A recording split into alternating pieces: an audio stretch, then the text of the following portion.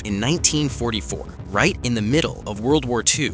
Gunfire echoes everywhere, and out in the vast Pacific Ocean, we meet an American Marine captain named Allison. His unit has been ambushed by Japanese soldiers, but somehow, Allison manages to escape and climb into a rubber raft.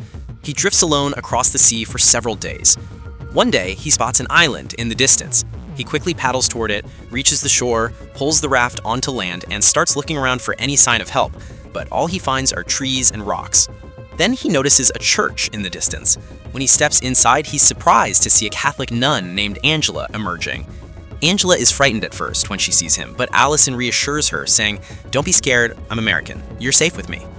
He asks her how many people are living on the island. She replies, "There's no one here but me."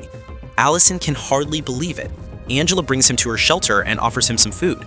Curious, Allison asks why she's all alone. Angela explains that she came to the island with a priest to help some elderly clergymen escape from the Japanese, but by the time they arrived, the Japanese had already taken control of the island and captured the priests. It was too dangerous to move, so Angela and the priest hid for a few days. Sadly, the priest became ill and passed away. Since then, Angela has been on her own. People back home assumed she was captured too, so no one ever came to rescue her.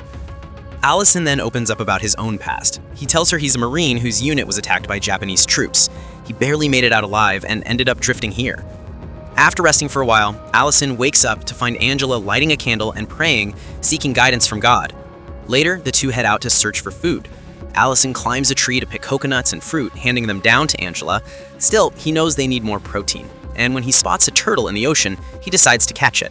With some rope and wooden tools, he sets out on the raft, and Angela joins him. They get close to the turtle, but catching it proves tough. Allison falls into the water, yet with Angela's help, they finally manage to catch the turtle and bring it back to shore. Allison cooks and eats it, saying, "We've got everything we need right here on this island. Even if no one comes for us, we'll survive." Angela then asks, "Who do you have waiting for you back home?"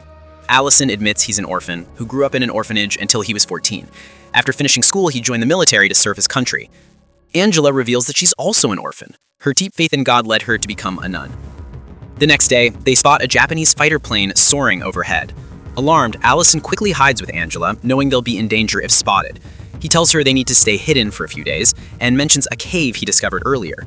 Angela agrees, and they move into the cave, spending the entire day there. The following morning, loud explosions shake the ground. Allison peeks outside and sees Japanese aircraft bombing the island. Angela trembles in fear and begins to pray. Allison gently comforts her until the bombing ends. When they finally step out, they see nothing but devastation. Their shelter and the church are completely destroyed. Soon after, a group of Japanese soldiers arrives to set up a weather station. They even destroy Allison's raft. Seeing this, Allison and Angela retreat to the cave again. With soldiers all around, Allison stays extremely cautious. He tells Angela to hide deeper inside while he stands guard with a knife. Luckily, the soldiers never enter the cave and eventually move on. Angela then suggests surrendering to the Japanese, hoping they won't harm her and that it might give Allison a chance to escape. But Allison refuses, saying it's too dangerous, they could still hurt her, so they decide to keep hiding. That evening, Allison quietly sneaks out to fish while avoiding the patrols. When a few Japanese soldiers spot him, he plays dead. Tricked, they walk away. He manages to catch a fish and returns to the cave, where he and Angela share a meal. However, Angela had stopped eating meat after becoming a nun. Still, with no other food available, she eats the fish, but later gets sick and throws up as her body can't handle it. She goes to bed hungry. Later that night, Allison slips out again to scout the Japanese camp. He smudges his face with ash to blend into the darkness and sneaks into their base to steal food. But when a soldier suddenly enters, Allison is forced to hide and stay there for all night, trapped in a dangerous situation. By morning, as the soldiers train outside, Allison quietly sneaks away with a bag full of supplies.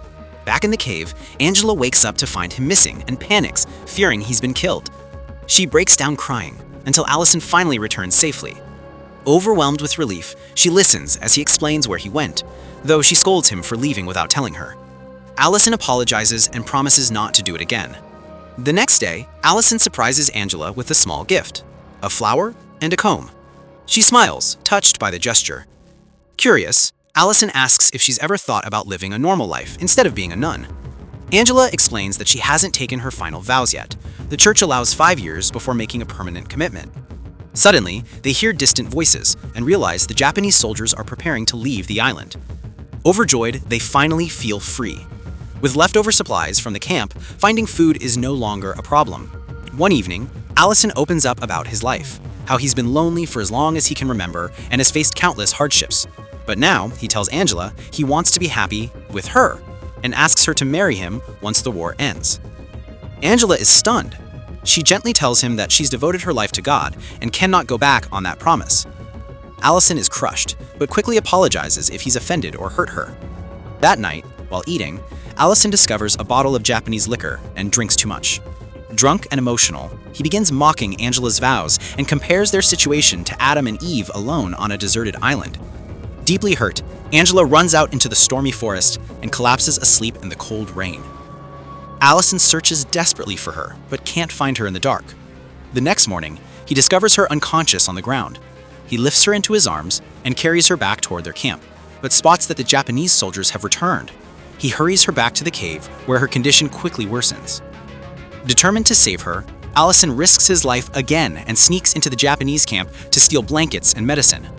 When a soldier catches him, Allison is forced to kill him in self-defense and hide the body. Back in the cave, he changes Angela's wet clothes and gives her the medicine. For the first time, he kneels and prays. When Angela wakes up the next morning, she weakly asks who changed her clothes. Allison admits that he did. Seeing how fragile she is, he sincerely apologizes once more for everything he said the night before. Angela forgives him. Suddenly, they hear explosions outside. Allison realizes the Japanese are bombing the island again, most likely because they discovered the body of the soldier he killed. He tells Angela what happened, and she's heartbroken, praying for forgiveness. Moments later, Japanese troops move close to the cave and threaten to toss grenades inside if no one comes out. Angela and Allison feel trapped and hopeless. Angela begins praying, convinced their end is near. Just then, a massive round of bombing begins again. Japanese soldiers outside scream in terror. Allison quickly realizes that the American Navy has started attacking the island. He and Angela rush outside and see US planes striking Japanese positions. They're overjoyed, but Allison knows the Navy won't have an easy landing. The Japanese have hidden 4 large guns on the island.